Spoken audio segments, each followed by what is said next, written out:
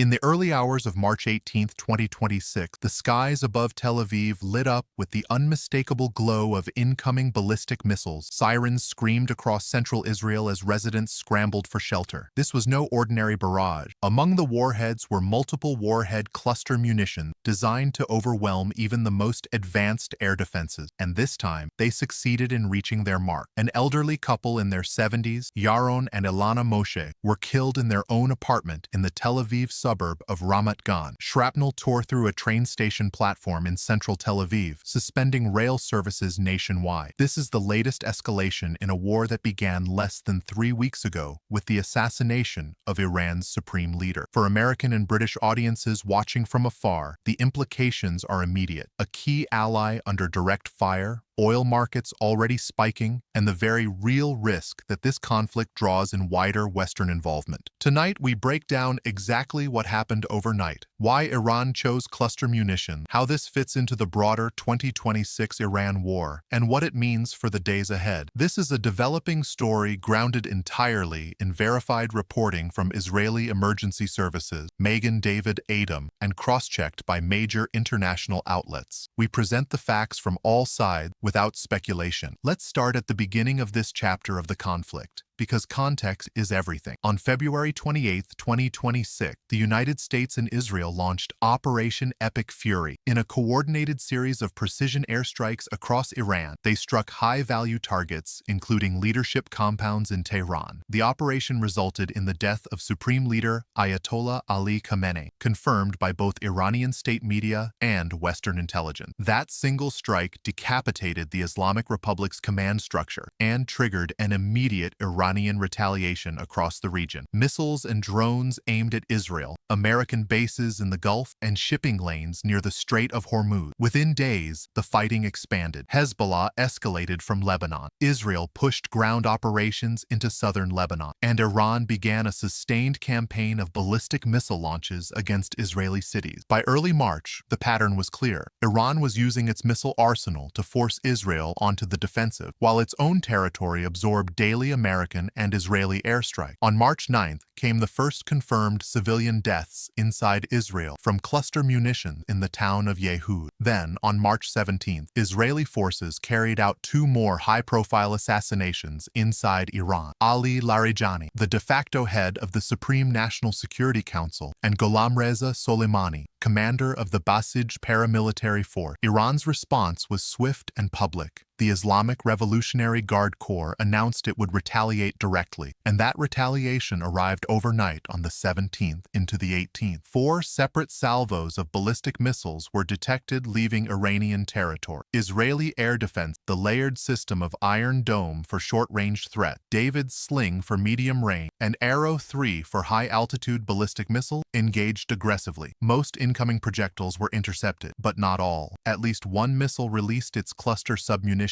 in mid-air, scattering smaller explosives over a populated area. One of those submunitions struck an apartment building in Ramat Gan, east of Tel Aviv. The impact killed Yaron and Ilana Moshe instantly. The couple, both around 70 years old, were reportedly heading toward their reinforced safe room when the munition hit. A walker was later found near their body, underscoring how little time they had. Israeli emergency services from Magen David Adom confirmed the deaths within hours. No other fatalities were reported in that specific strike, though several people suffered light shrapnel injuries and dozens more were treated for shock and anxiety. Simultaneously, shrapnel from another missile or its debris damaged the Salvador Central train station in Tel Aviv. Platforms were hit, windows shattered, and rail services across the country were suspended as a precaution. Additional impacts were reported in nearby Holon and Rishon LeZion, where cars caught fire and residential streets showed cratering. Importantly, there were no widespread power blackouts as some early unverified social media posts suggested. The damage remained structural and transport-focused. Iran's Islamic Revolutionary Guard Corps released a statement claiming the barrage targeted Tel Aviv, Haifa, and Beersheba in direct revenge for the killings of Larijani and Soleimani. They described the use of Khorramshahr 4 and Qadr missile, equipped with multiple warhead technology. Independent verification has confirmed strikes in the Tel Aviv metropolitan area and the cluster munition impact in Ramat Gan. However, there is no independent confirmation of direct hits in Haifa or Beersheba at this time. Those specific claims remain Iranian state assertions. Now let's examine the weapons themselves, because this is where the military significance becomes clear. Traditional ballistic missiles carry a single large warhead. Cluster munitions, by contrast, release dozens or even hundreds of smaller submunitions that spread out like a shotgun blast across a wide area. This design is intended to saturate air defense radars and increase the statistical chance of at least some ordnance reaching the ground. In military terminology, it is a classic area saturation tactic. The trade-off is well known: greater risk of indiscriminate harm to civilians and civilian infrastructure. Under international law, cluster munitions are highly controversial precisely for this reason. Israel has stated that the specific warhead used in Ramat Gan was a cluster type, and Magen David Adom released images of the distinctive small craters and submunition debris consistent with that description. Israeli defenses performed well overall. The fact that 4 separate salvos were launched, yet only limited damage occurred, speaks to the effectiveness of the multi-layered Arrow and Iron Dome system, which have been upgraded repeatedly with American technical assistance. But the very use of cluster submunition shows Iran adapting its tactics to try to overwhelm those systems. Think of it as throwing multiple smaller threats at once so that the defense cannot lock onto every single one. This is the same logic Russia has employed with drone swarms in Ukraine, and Iran has clearly studied those lessons. The human cost, however, cannot be measured in technical specifications alone. 2 civilians in their 70s lost their lives in their own home. President Herzog visited the site. Defense Minister Israel Katz vowed that Israel would respond with further surprises. On the Iranian side, the IRGC framed the attack as justice for assassinated leader. Foreign Minister Abbas Araghchi stated that Iran's political system remains intact despite the leadership loss. Both sides are projecting strength, yet the reality on the ground shows civilians paying the price on both ends of the missile trajectory. Let's zoom out to the broader strategic picture, because this overnight barrage does not exist in isolation. The 2026 Iran war is now entering its 3rd week. The United States and Israel continue daily strikes on Iranian missile production sites, air defenses, and energy infrastructure, including the massive South Pars gas field. In response, Iran has kept the Strait of Hormuz under pressure, effectively disrupting 1/5 of global oil trade. European allies have so far declined requests to send naval forces to reopen the waterway, leaving the United States and Britain to weigh the costs of deeper involvement. For viewers in the UK and America,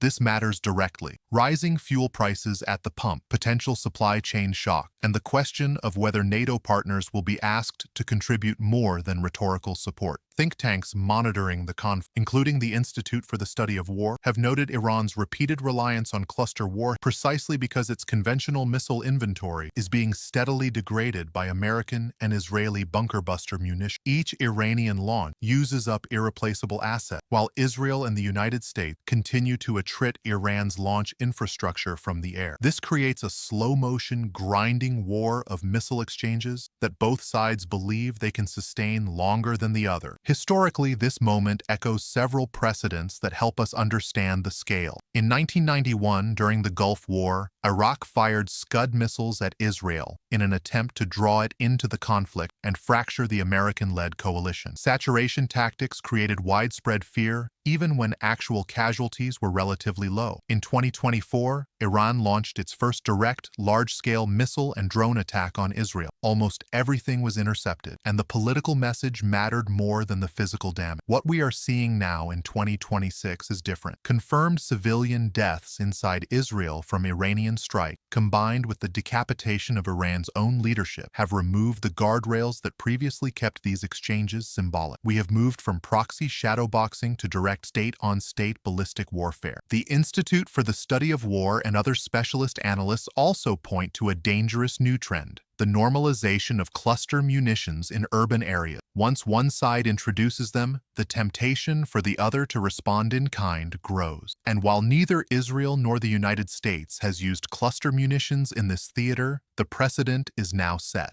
So where does this leave us on the morning of March 18th? The war is ongoing and accelerating. Israel has already confirmed the killing of yet another senior Iranian official, Intelligence Minister Esmail Khatib, in a follow-up strike. Additional Iranian missile waves have been detected, though most were intercepted. Searches continue at impact sites in central Israel. The next ISW situation report is expected this evening, and Magen David Adom updates will provide the latest casualty and damage assessment. For the United States and the United Kingdom, the stakes are rising daily. An ally is absorbing civilian casualties. Global energy markets are reacting, and the risk of miscalculation that pulls Western forces into direct combat grows with every exchange. Iran insists its political system remains resilient. Israel insists its defenses and offensive capabilities are superior. The truth, as always in war, will be written in the coming weeks by the balance of attrition, diplomacy, and sheer endurance. This remains a fast-moving story. Casualty figures come directly from Israeli authority and are subject to update. Cluster munitions carry well-documented legal and humanitarian concerns under international convention. We will continue to track every verified development. The next 72 hours could determine whether this missile exchange leads to a broader ground campaign or forces both sides back toward reluctant de-escalation. The world is watching closely. What do you think happens next? Leave your analysis in the comments below. If you want more in-depth coverage of this conflict or any other military flashpoint, make sure to subscribe and hit the notification bell so you never miss an update. So where does this leave us on the morning of March 18th? The war is ongoing and accelerating. Israel has already confirmed the killing of yet another senior Iranian official, Intelligence Minister Esmail Khatib, in a follow-up strike. Additional Iranian missile waves have been detected, though most were intercepted. Searches continue at impact sites in central Israel. The next ISW situation report is expected this evening, and Magen David Adom updates will provide the latest casualty and damage assessment. But the overnight barrage in Ramat Gan is more than just another exchange of fire. It's a stark indicator of how both sides are adapting in a grinding war of attrition. Iran has now launched hundreds of ballistic missiles since February 28th, with assessments indicating that roughly half have been fitted with cluster warheads. These are not random choices. Cluster munitions allow a single missile to cover a much wider footprint, forcing Israeli defenses to engage dozens of smaller threats simultaneously. The result? Even with interception rates in the high 80s or 90s for most salvos, a few submunitions get through, and when they do, the consequences are immediate and tragic in densely populated areas like Greater Tel Aviv. Israel, for its part, continues a methodical campaign of degradation. Daily airstrikes target Iranian missile production facilities, storage depots, launch sites, and command nodes. The IRGC Navy headquarters in Tehran was hit just days ago, along with energy infrastructure like parts of the South Pars gas field. Each strike chips away at Iran's ability to sustain large-scale barrages over time. The Institute for the Study of War has repeatedly highlighted this dynamic. Iran's missile inventory, while large, is finite and increasingly difficult to replenish under constant bombardment. Bunker busters and precision munitions from the US and Israel are designed exactly for this purpose, neutralizing hardened underground sites that conventional weapons cannot reach. Yet attrition cuts both ways. Every Iranian launch consumes irreplaceable assets, but every Israeli or American sortie exposes aircraft to Iran's remaining air defenses and risks escalation if a pilot is downed or a strike hits unintended targets. The war has already spread beyond bilateral exchanges. In southern Lebanon, Israeli ground forces are engaged in operations against Hezbollah positions, with fresh reports of tank fire wounding UN observers. Hezbollah has responded with rocket salvos into northern Israel, injuring dozens in recent days. This multi-front pressure stretches Israeli resources while giving Iran strategic depth through its proxies. For viewers in the United States and United Kingdom, the economic dimension is impossible to ignore. The Strait of Hormuz remains a flashpoint. Iran has threatened and partially demonstrated its ability to disrupt commercial shipping. More than 20 maritime incidents have been reported in and around the strait since early March. The U.S. has deployed additional naval assets, including bunker-buster-capable aircraft, to deter a full closure. European allies, including the UK, have so far resisted calls to contribute warships, citing the risk of entanglement in what Iran's Foreign Minister Abbas Araghchi has publicly called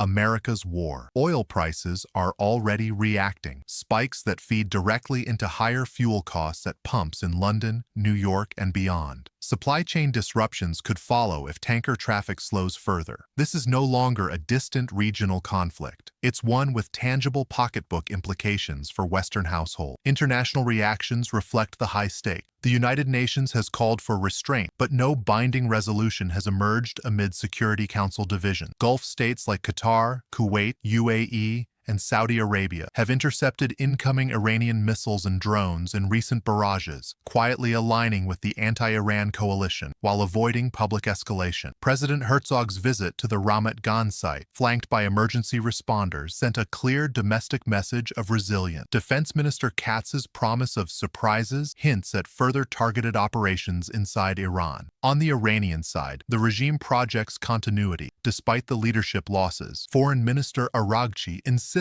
the political system endured, even as state media mourns figures like Ali Larijani. This pattern of tit-for-tat decapitation strikes and retaliatory barrages echoes historical precedents in unsettling ways. The 1991 Scud attacks during the Gulf War created widespread civilian fear in Israel, but failed to fracture the coalition. Iran's direct attacks in 2024 were largely symbolic, intercepted almost entirely. What sets 2026 apart is the confirmed civilian fatality from cluster munitions inside Israel, combined with the unprecedented targeting of supreme leadership on both sides. We have crossed from proxy confrontation into a direct, high-intensity, state-on-state conflict with ballistic weapons at its core. The normalization of cluster munitions in urban areas raises serious humanitarian questions. International conventions restrict their use precisely because of the indiscriminate risk to civilians long after hostilities end, as unexploded bomblets linger like landmines. Looking ahead, several paths emerge. In the most optimistic scenario, sustained pressure on Iran's missile and command infrastructure could force a de facto pause in large-scale barrages, creating space for back-channel diplomacy, perhaps mediated by regional powers or even indirect US-Iran talk. More realistically, the current trajectory suggests continued exchanges, Iran launching periodic salvos to demonstrate resolve, Israel and the US responding with precision strikes to erode capability. The danger lies in miscalculation, a strike that kills too many civilians, a proxy attack that spirals, or an incident in the Strait of Hormuz that draws in naval forces directly. The next 72 hours remain critical. Will Iran attempt another major barrage to regain momentum after losing yet another intelligence chief? Will Israel escalate ground operations in Lebanon or intensify strikes on remaining Iranian nuclear-related sites? And crucially, how will the United States balance support for its ally with the domestic and global costs of deeper involvement? This remains a fast-moving story. Casualty figures come directly from Israeli authorities and are subject to update. Cluster munitions carry well-documented legal and humanitarian concerns under international convention. We will continue to track every verified development from sources like the Institute for the Study of War, Magen David Adom, and major international outlets. The next 72 hours could determine whether this missile exchange leads to a broader ground campaign, forces both sides back toward reluctant de-escalation, or spirals into something even more unpredictable. The world, and especially audiences in the USA and UK, is watching closely as oil prices climb and headlines warn of wider risk. What do you think happens next? Does attrition favor the side with superior air power and allies, or will Iran's asymmetric tools and proxies prove more resilient? Drop your analysis in the comments below. We read and feature thoughtful takes in community posts. If you're following the 2026 Iran war closely and want breakdowns of every major development without hype or bias, hit subscribe and turn on notifications for Redline USA. More updates coming as this story unfolds.